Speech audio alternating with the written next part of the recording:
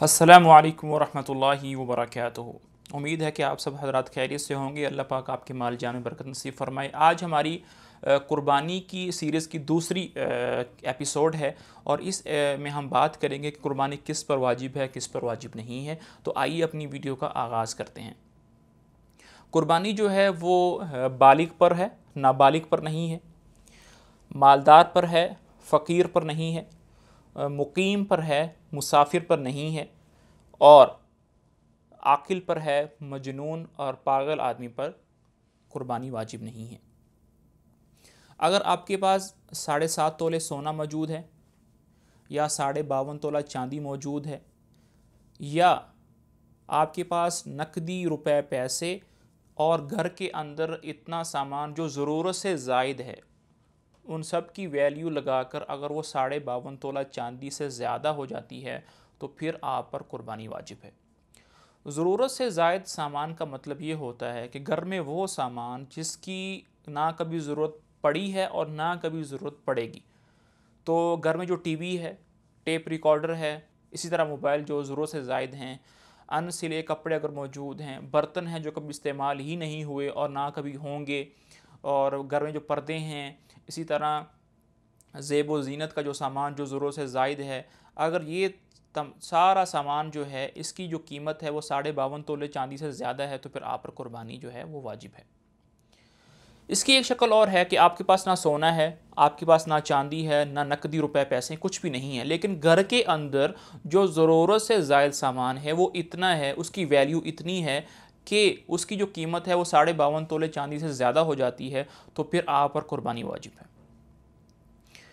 देखें, जैसे हम ज़कात के मसाइल में अगर आपने ज़कात की वीडियोस देखी हों तो उसमें हमने ये बार बार कहा कि ज़कात की एक शर्त ये होती है कि उस पर 1 साल गुजरना ज़रूरी है। कुर्बानी के मसाइल में 1 साल गुजरना ज़रूरी नहीं है। यहाँ तक कि अगर आपके पास कुर्बानी से एक दिन पहले भी कुछ माल आ गया है तो कुर्बानी आप पर वाजिब हो जाएगी। यहाँ तक कि 10, 11, यहाँ तक कि 12 तारीख को भी आपके पास इतना माल आ गया है जिससे आप साहिब निसाब बन जाते हैं तो आप पर कुर्बानी करना वाजिब होगा। यहाँ पर एक मसला ये भी मैं बताऊँ कि देखें, बाज़ नौजवान लड़के लड़कियाँ होती हैं जो यूनिवर्सिटियों के अंदर और कॉलेज के अंदर पढ़ती हैं, मुलाजमत नहीं करते वो लोग, उनके वालिदैन ने उनके लिए एक अकाउंट बनाया होता है और उसमें वो फ़ीस के लिए पैसे भेजते रहते हैं या पॉकेट मनी के लिए वो पैसे भेजते रहते हैं। अगर उनके पास वो जो अकाउंट में पैसे हैं वो 52.5 तोले चांदी से ज़्यादा हो जाएंगे तो फिर उन लड़के और लड़कियों पर भी कुर्बानी करना वाजिब होगी। इसी तरह कुछ लड़कियां ऐसी होती हैं, उन्होंने खुद से मेहनत करके, जॉब करके, मुलाजमत करके अपने लिए जहेज़ का सामान जो है वो तैयार करके रखा होता है। तो अगर उनके पास रुपए पैसे मौजूद हैं या जहेज़ का जो सामान है उनकी वैल्यू 52.5 तोले चांदी से ज़्यादा है तो फिर कुर्बानी उस पर वाजिब हो जाएगी, तो कुर्बानी करना ज़रूरी है। इसी तरह कोई मर्द या औरत वो हज पर जाना चाहता है और उसने हज के लिए पैसे जमा किए हुए हैं तो इस पर भी कुर्बानी वाजिब होगी। फिर यहाँ पर एक मसला ये पूछा जाता है कि औलाद की कुर्बानी कौन करे। देखें, इस मसले के अंदर 3 शक्लें बनती हैं। अगर तो औलाद जो है वो नाबालिग है फिर तो कुर्बानी उस पर है ही नहीं, क्योंकि नाबालिग पर कुर्बानी नहीं। दूसरी शक्ल इस मसले की ये है कि जो औलाद है वो बालिग हो चुकी है लेकिन वो साहिबे निसाब नहीं है, बाप के ख़र्चे पर ही गुजारा करती है, तो फिर भी उस पर कुर्बानी नहीं है क्योंकि वो साहिब निसाब नहीं है। तीसरी शक्ल इस मसले की ये है कि जो औलाद है वो बालिग हो चुकी है और वो सब मुलाजमत करते हैं और साहिब निसाब हैं, तो इन पर कुर्बानी वाजिब है। अगर बाप इनकी तरफ से इनकी इजाज़त से कुर्बानी कर दे तो इनकी तरफ से कुर्बानी हो जाएगी, अगर बाप नहीं करता तो इन सबको अपनी अपनी कुर्बानी अलग से करनी होगी। बीवी के मसले के अंदर भी यही सूरत हाल है कि अगर बीवी जो है वो साहिब निसाब नहीं है, उसके पास सोना नहीं है, हक महर का पैसा वो नहीं है, या और कोई पैसे उनके पास नहीं है, वो साहिब निसाब नहीं है, फिर तो कुर्बानी उस पर है ही नहीं। और अगर बीवी साहिब निसाब है तो उसको कुर्बानी उस पर वाजिब है, उसको ख़ुद अपनी कुर्बानी करनी है। लेकिन अगर उस शौहर उसकी तरफ से कर दे तो शौहर की तरफ से कुर्बानी अदा हो जाती है।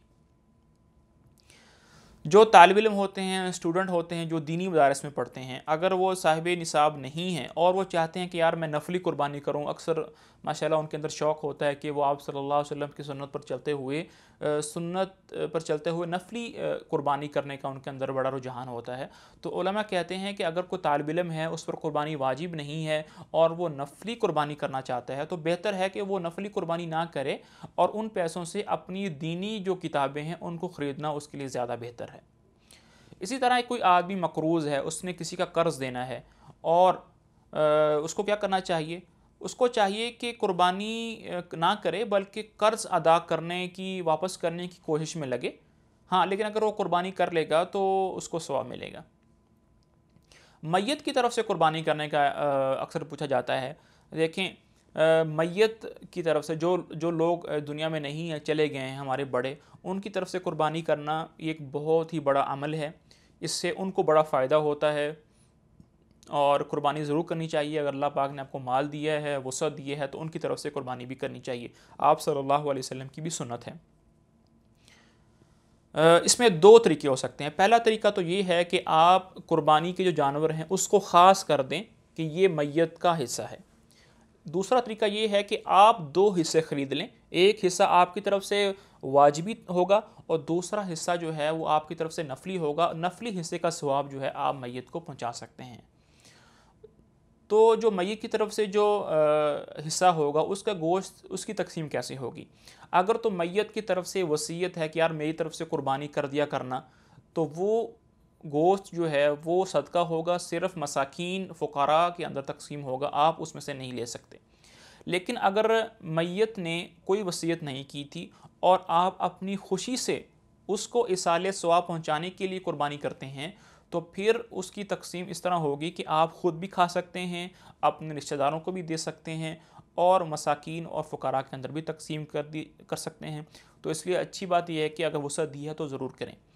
आज की वीडियो यहाँ तक की, उम्मीद है कि आपको मुफीद लगी होगी। इंशाल्लाह हाज़िर होंगे तीसरी एपिसोड के साथ। हाज़ा व सल्लल्लाहु अला नबिय्यिना मुहम्मदिन व अला आलिहि व सहबिही अजमईन।